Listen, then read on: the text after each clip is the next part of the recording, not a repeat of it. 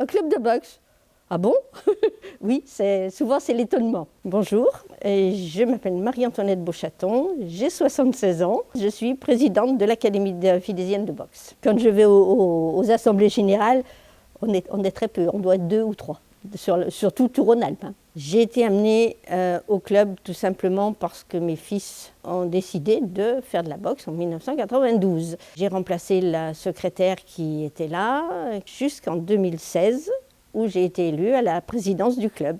Le bénévolat, je suis tombée dedans toute petite, puisque mes parents étaient déjà bénévoles dans des associations. Donc pour moi, c'était naturel de devenir utile quelque part. Je fais la relation entre le club et la fédération, puisque la fédération ne connaît que le président de club. Et moi, je viens au début de chaque entraînement.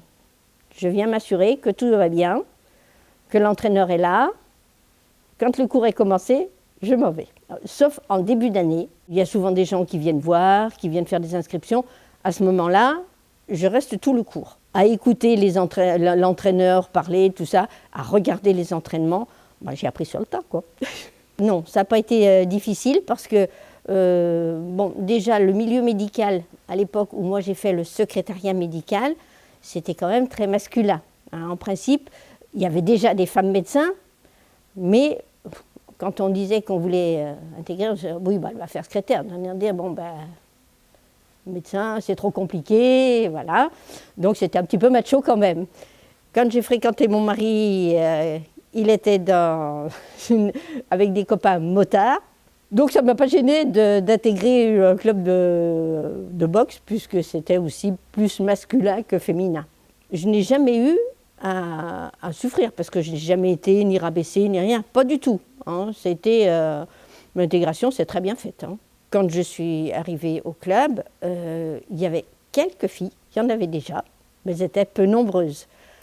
Alors que maintenant, ça fait à peu près 20% des effectifs. Les féminines viennent souvent au club, mais il n'y en a pas beaucoup qui restent dans la durée. Au sein du club, il n'y a pas de traitement de faveur.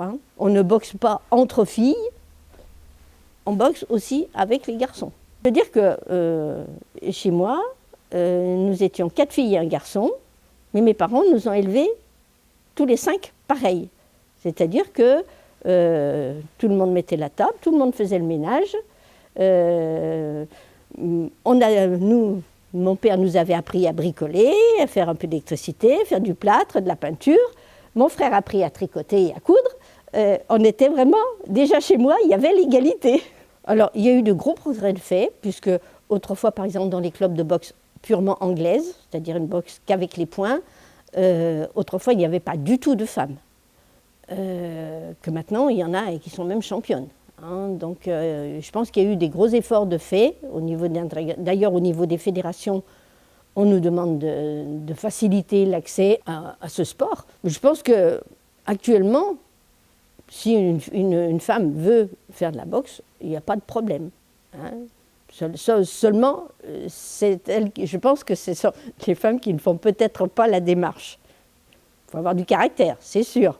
Parce qu'encaisser des coups, c'est pas facile. D'avoir fait une belle vie professionnelle et une belle reconversion dans le bénévolat, ça, je pense que je peux être fière de ça. Quelle que soit la personne, il faut que la personne, elle s'aime pour pouvoir aimer les autres. À partir du moment où on s'accepte et où on s'aime, on peut s'ouvrir aux autres. Sinon, c'est compliqué. Bon, je dois dire que j'étais secrétaire médicale dans une clinique psychiatrique. Donc, j'ai été aussi briefée par des patrons psychiatres qui m'ont aussi appris à s'ouvrir aux autres, à les écouter, à les rassurer quelquefois. Donc, je pense que c'est important, oui, de s'accepter. À une période, on organisait des grands galas à Barlet. On a organisé des championnats de France, des championnats d'Europe. On recevait jusqu'à 700 personnes là.